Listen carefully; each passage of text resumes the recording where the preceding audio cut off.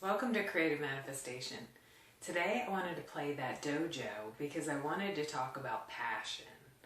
And I learned that instrument later in life. I didn't start playing an instrument until I was 37 years old. That's when I learned how to play, or started to learn how to play. And I had always wanted to learn to play an instrument, but I had never put in the time or thought that I could really do it. So at a young age, I had a drum set, I had guitars, but I never learned how to play them. And then as I got older, I really wanted to prove to myself that I could play. So that's what this video is about today, is passion. And how do we find our passion and tap into our true nature and all of our true gifts and abilities. Now, I don't think I'm a natural musician as far as when I was growing up. I didn't play music, but I wanted to learn. And so I put the time in. I got lessons and I put the time in to learn how to do it. And it was very empowering for me because I was proving to myself that I could do something that I never believed was possible. Or I didn't think was possible, but I was like, I'm doing this to prove it is. So this is kind of like that identity shifting into the person you want to become. And that was one of the ways that I did that, was to learn that music. So today, passion, how do we find our passion? How do we get back to that place of passion? If you've ever felt the place of passion for something in life, then you know what I'm talking about. And if you're still looking to find your passion, which I find a lot of people say, like, I don't really know what I want to do. And for me, like, when I think about looking back at the past is a great way to see what your true passions are. Like, what did you want to do as a kid? What did you love doing as a kid? You know, I've always loved music, so for a lot of people it could be loving music, wanting to play an instrument, or creating something, art, something artistic. I also loved making movies when I was a kid.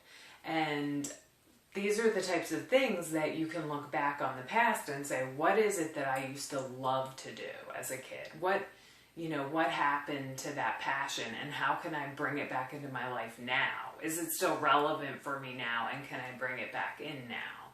And this is a huge thing for people, because what happens through life is we get stifled by society, by our obligations, our duties to other people, to things.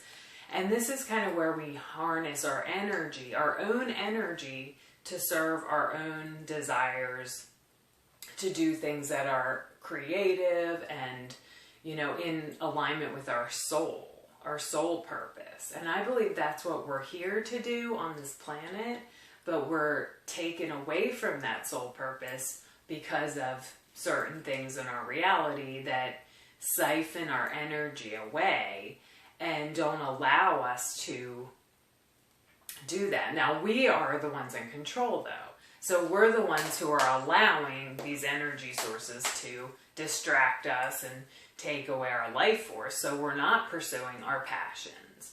So it's getting in tune with your energy and harnessing your own energy for your own passions.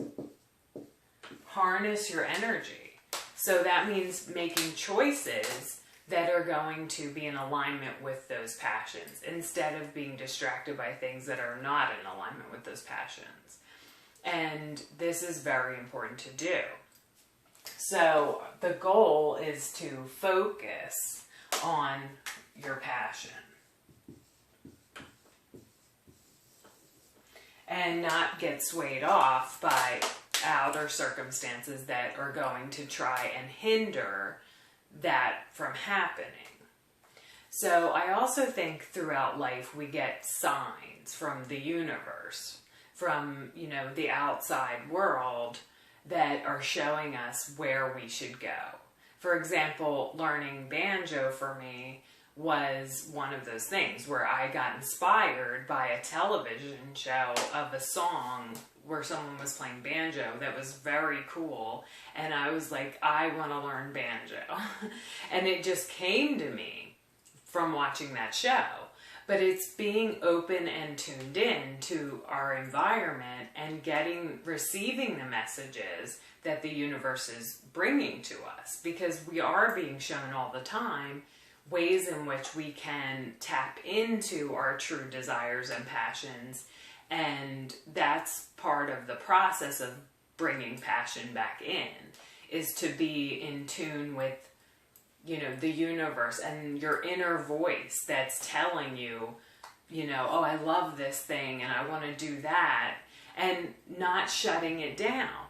So a lot of times, like, people will go, say, away on a vacation or something, and they get inspired. You know, they'll come back like all inspired and excited to do something new, or, you know, something like that. And then what happens is they get back into their regular life and the inspiration goes away, because they're back into those same programs and those same paradigms and patterns that they've been playing out. And then everything in their environment is, you know, showing them that reality. So they're like, oh, well, forget about that business idea I had on vacation, because now I'm back to the same old story.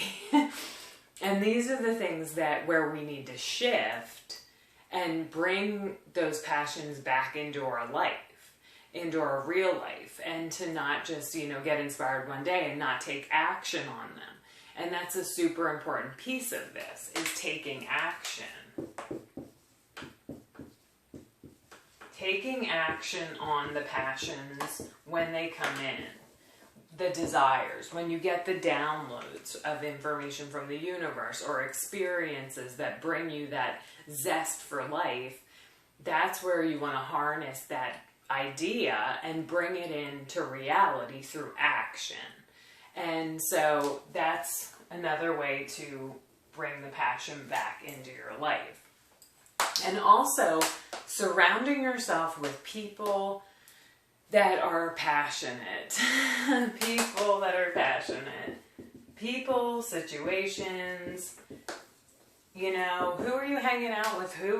What's going on in your daily life that could be stifling your passion, that might, you know, be dampening it? Because if people have low vibration, they're negative, you're not going to be living in your passion state. And that's where you want to get to in order to live this passionate life that we all truly desire.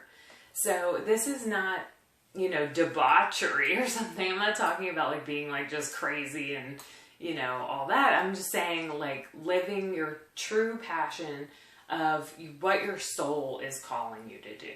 And I believe that every single person on the planet has a soul calling of some kind. And a lot of people just haven't been able to tap into it because they've been swayed out of it by circumstances, situations, and things in our life that throw us off balance and detract from that true soul calling.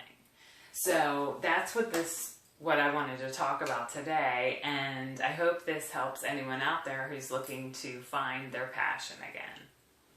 Thanks for watching. If you like this content, please like and subscribe.